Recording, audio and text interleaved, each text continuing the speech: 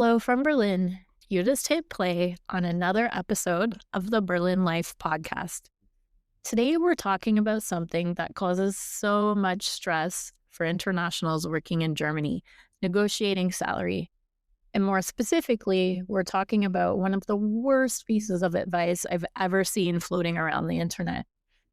In Germany, you shouldn't negotiate your salary, just accept the offer as is. Germans don't like counter offers. I'm sorry, but absolutely not. The advice is wrong and it's even harmful, and it can cost you tens of thousands of euros over the course of your career here. So today, I want to walk you through how salary negotiation actually works in Germany, what's expected, what's negotiable, what isn't, and how to advocate for yourself without coming across as aggressive, awkward, or that cliched, not a cultural fit. If you're new here, I'm Cheryl Howard, a Canadian living in Germany since 2011. I run the Berlin Life, where we help people find work, build careers, and make a life here in Germany. And without sugarcoating how things actually work. All right, let's get into it. The big myth. You shouldn't negotiate in Germany. Let's start by just clearing this up right away. Salary negotiation is not rude in Germany. It's not unexpected. And it's not some foreign concept that German employers hate. In fact, it's usually expected.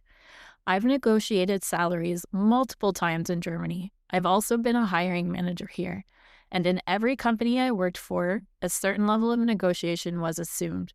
So when I see creators telling people to just accept whatever they're offered because that's how it works in Germany, I genuinely worry about the damage that that advice causes, especially for internationals who already feel insecure navigating an entirely new system. So here's the reality. The first offer is very often not the best offer. It's a starting point. When salary talks actually happen in Germany. Now, here's something that is a little different about Germany. Salary discussions happen much earlier than in places like Canada, the US, or the UK. In Germany, you're often asked for your salary expectations in the application itself, or at the very latest, during the first screening call. And I know this can feel wildly uncomfortable if you're not used to it. When I first started job hunting in Germany, this completely threw me off. Back in Canada, salary usually came up after multiple interviews, not 5 minutes into the first recruiter call. But here's why German employers do this. They want to make sure that you're aligned before anyone wastes weeks and weeks of time. Say, for example, that you want 55K per year and they only have 40K budgeted. It's better to know that sooner rather than later. It might be annoying, but it's actually very efficient. When do negotiations actually start? Now, this part is crucial. Real negotiations do not happen until you receive an offer. Once a company decides that they want you, they'll usually present you with a list of things like your base salary, vacation days, bonus or other benefits, the start date, and sometimes relocation or visa support. The offer might come verbally or via email. And here's the really key thing to understand. Job offers are not legally binding in Germany. What is legally binding is employment contracts. An offer is an invitation to negotiate, and only once both sides agree and the contract is signed by both parties does anything become legally binding. So this is why I always say never quit your current job until you have a signed contract in hand. I've seen this go wrong with a friend of mine. They once quit early because an interview with a new company went really well, but they ended up not getting an offer from that company. No contract, no job. So there they were. They had quit their current job and they didn't get that new job. And they were stuck in a really tough situation. So whatever you do, don't do that. Another question that comes up quite a lot with people that I coach or people who visit my site and send me emails, they ask, should you negotiate when you get an offer?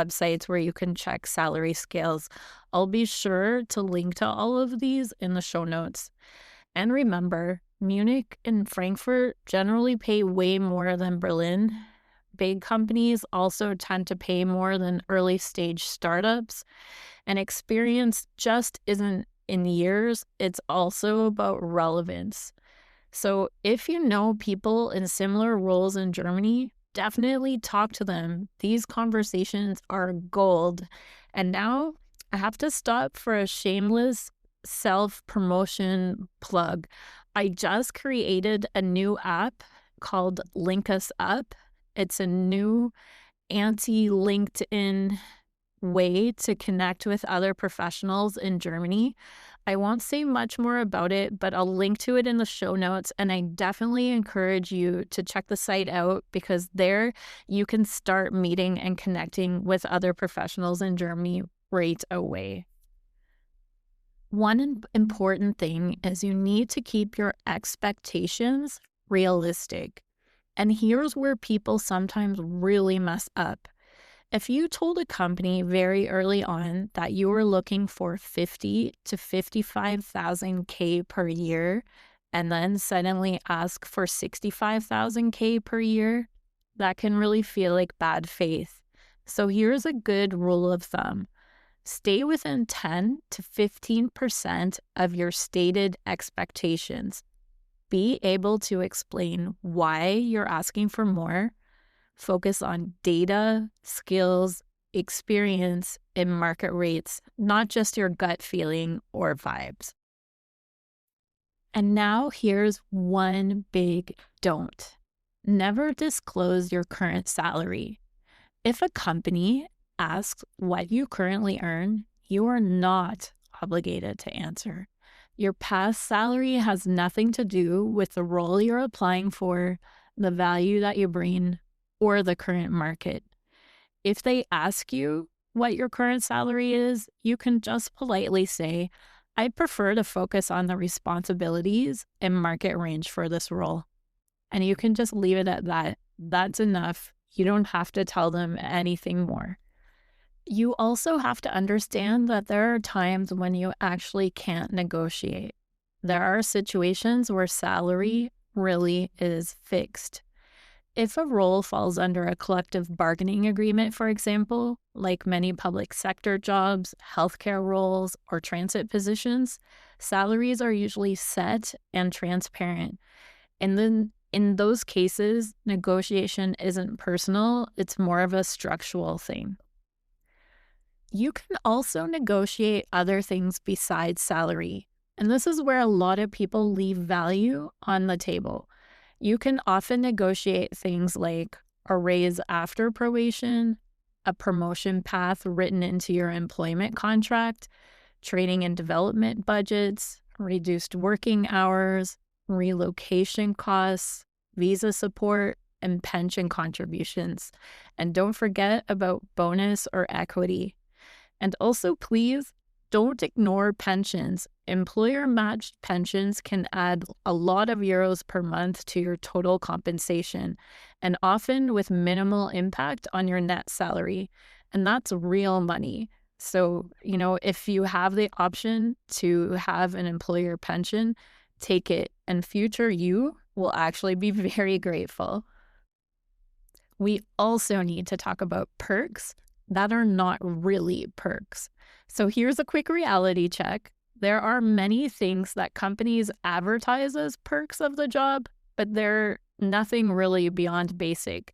So they might tell you that they have a super fancy coffee machine, ping pong tables, regular team events, and oh my God, if you're an office worker, they'll give you a laptop.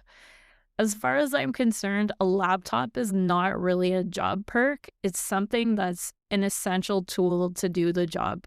So all of these things, of course, they are nice, but are they really part of your overall compensation? Not at all. Another thing we have to think about is what to do when you're fielding multiple job offers. If you're lucky enough to be in this position, and trust me, in this current difficult job market, you really are lucky. This is what you should do. When you're negotiating your salary or your offer with a potential employer, be honest and respectful, and don't use the other offers as threats to make them hurry or to change their position super dramatically. And also remember, the highest salary doesn't always mean the best job. So trust your gut. Think about the important things like culture, learning, stability, and mental health, because all of those things really matter too. All right, let me share some of my personal negotiation stories. First and foremost, I have to say, I am terrible at negotiations in my personal life and in my work life. So it's taken a lot for me to build up the courage over the years and try to advocate for myself.